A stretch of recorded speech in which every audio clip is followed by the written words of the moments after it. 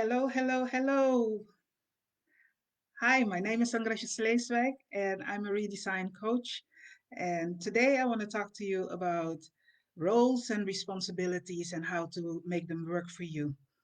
My passion in life, I call it my sweet spot, is to help entrepreneurs and professionals find their way to maybe a marvelous job, fabulous job, or start a business or even getting better in their business.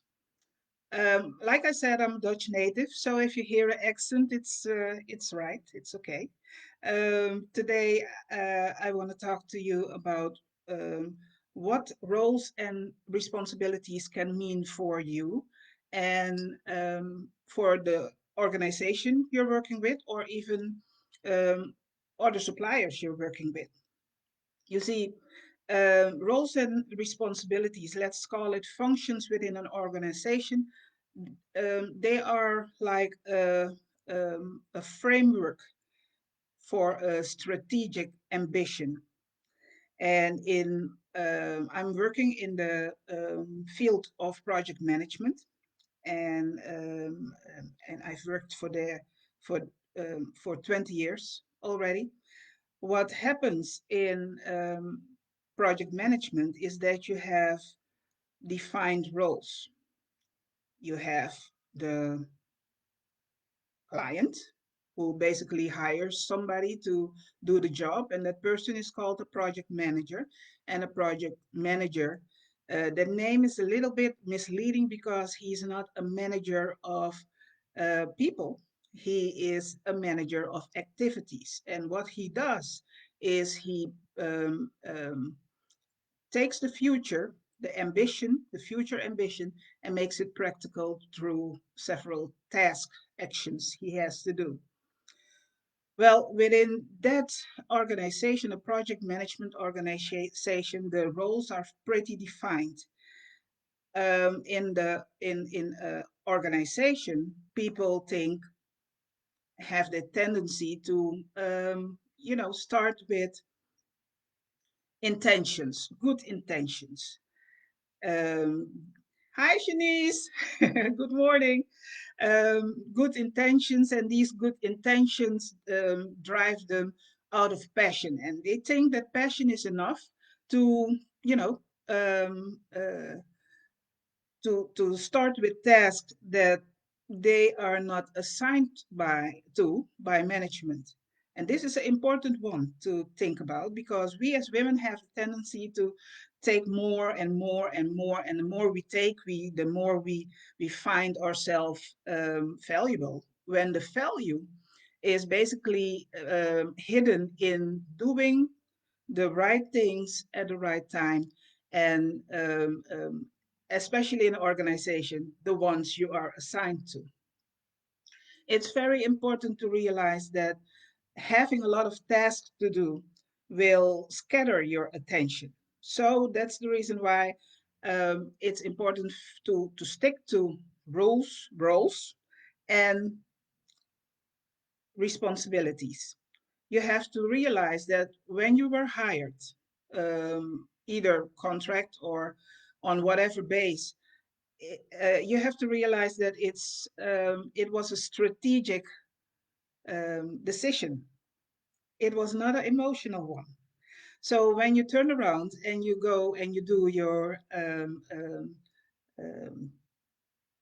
intentional, your passionate work, even though it comes from a good heart, it's not valued as such by management because they have a certain role for you. So many people have the tendency to do that. And what it does, it disrupts the strategic ambition an organization can have. What it does, it makes sure that whatever management has had in mind for the future, to cover the future, um, the existence of the organization for the future. What it does, it disrupts it, and it makes sure that whatever they had in mind is not going in a straight line. So remember this: intention, passion is not enough in life, you have to undergird it with facts and figures. And the figures is first, you have to make sure that you find out what the strategic position of your role is. Why is that role functional and needed in your organization? Because if you don't have insight in that, you might work on the wrong things. And what that does for you is that you may think that old information um, can help you in a new um, surrounding of office. I'll give you an example. The generation of my mother, they had the learning curve, and the learning curve was that you find a job, somebody who is experienced in the job teaches you, and then you gradually make promotions, and you make promotions, and you make promotions based on your experience and the value the organization has, right? In that learning curve was hidden that you can try several things, several tasks, and you have the freedom to explore, and people knew you were exploring, so it was okay. That is old information from another time. And old information from another time will kill you. Why so harsh? It will kill you because it will kill your dreams. Everything that you have not strategically planned will kill your dream for a professional, but also for an entrepreneur. So, what that does is that you have to make a plan. You have to have a strategy. And the only way you can have a strategy is by figuring out how, what your function is about. And that means, what does it do for the organization? Does it handle the communication? Does it is in strategy? Is it administrative? What does it do for the organization? Then we have to go back to why does it is in function? Is it to make the customer's life more easy, practical, helpful, or even tie them to the organization? Things like that you need to know, because otherwise you are functioning outside of your role. Okay. Then we're going to talk about the how. The how of your function is almost an unwritten rule. And yes, people will give you a function, a profile, and say, this is what we're expecting from you. But a professional living in these days has to figure out, well, what does that mean in this time? Or let's say it in a crisis time, you know? It's that might take you a little work to figure out, how do I, basically the term is, how do I reinvent myself? What do I do different than the other times? For instance, if customers were coming to your office in another time, they can't today. So what are you going to do? How is your value going to be added to the organization by still have that same contact, gives that same value, but the rules have changed, you know. So remember that it's important that you realize that your being there or working in what kind of role, it is never emotional. It is strategic. And to think about strategic, you have to switch back to the way a strategizer is looking at the world. He builds his world solely on three things. Three: money. Yes, I said it, money. Then market growth and a part of the market. How big are we in the market? How much value do people see when they get or think about when they think about us? So three things: money, market growth, value, market value, part of the market. So what you need to do is to figure out, hi, Brioni, welcome, welcome. What you need to figure out is what your role means in reference to, here we go, money, market growth, and market, a part of the market. Let me give you an example. In project management, we have people who can work, they focus their attention to team building, having a great team, because they believe that having a great team will is good for the atmosphere between them, will have a set a bond between professionals, and that might be true. But think about it. I once had a project manager who said to me that everything was going very great, the team was getting along fine. The project was delayed for 3 months. Now, although the intention is coming from a good heart, passionate maybe, it is important in every role to figure out the systems and the structure. You see, in project management, we care. We care about good relationships, but it's not the main thing. The main thing is the end result. We focus on the end result. And in that end result, we go on a straight line. So that means everything that is not considered or directly linked to the end result, we set aside. So what we do is we work according to, there you have it again, systems and structures. We care about relationships and we are very cordial towards one another, but everyone working in a project organization is focused on the end result in the future. And because the future is so insecure, let's call it that, um, we have to make sure that every action, every little step we do now brings us closer to that end result.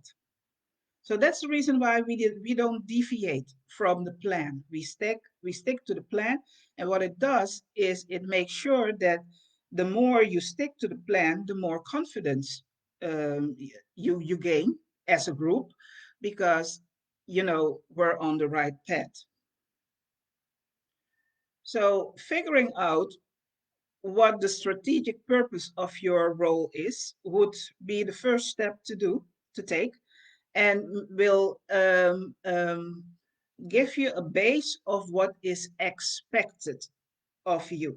See, wanting to do things out of a good place versus what is expected from you are two different things. And by management, they are handled in a very different way. So it's important that you know that. The second one is that you have to look at the task, and all the tasks. Um, um, Take a big white piece of paper and write down your task, and define for yourself what is expected, what every task brings to the table, and what that does, excuse me, in relationship with you as a professional or as an entrepreneur. What will it give you? What will it take off of you? And what is it that it will do to your reputation? Remember, everything you do or not do will influence your reputation in the future, you know? So when you have that base, then you have to realize, if you want to bring value to the table, to the strategic table, you have to elevate above average. What is above average? I am, and I'm going to say it here, and no, I don't need help with it because I'm fine. But I am a workaholic and I love to work, and I can work because it's my hobby. And the reason why I love to work, because I love to figure out how to do things better, faster, you know, in that order. So what it does for me is it helps me to figure out how systems and structures on how to do my work better. See, I'm never bored in my own role. Why? Because there is so much to explore and so much to better. So if you have a colleague who says, I'm so bored with my work, it sends the message that they are either clueless about what they're supposed to do or don't want to give the how do you say it? They don't want to explore what they're supposed to do, what is expected, and then to elevate it, you know? The next point is that you have to um, look at the task and figure out what strategic value they have for the organization. Okay? So if we go back to the three pillars of how a strategizer is looking at the world, then we have money, then we have market growth, and then we have the market part of the market. Yeah. So relate your task to do these three and try to figure out how does your task, your simple routine maybe roles, build to money, how they build to market growth. You get the point, right? And write down each of them. Now, if you figure out that your role or your responsibilities, um, in your opinion, may not be strategic enough, it could be a conclusion. Yes. If you want to develop yourself, make sure that you develop yourself first within your role because everybody needs proof. You need to prove something. You need to show that you are capable of thinking on a strategic plane.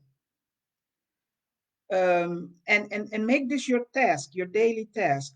How can I get better? What first? What do I do? Why do I do it? And how can I get better? More efficient, more better, more whatever, you know?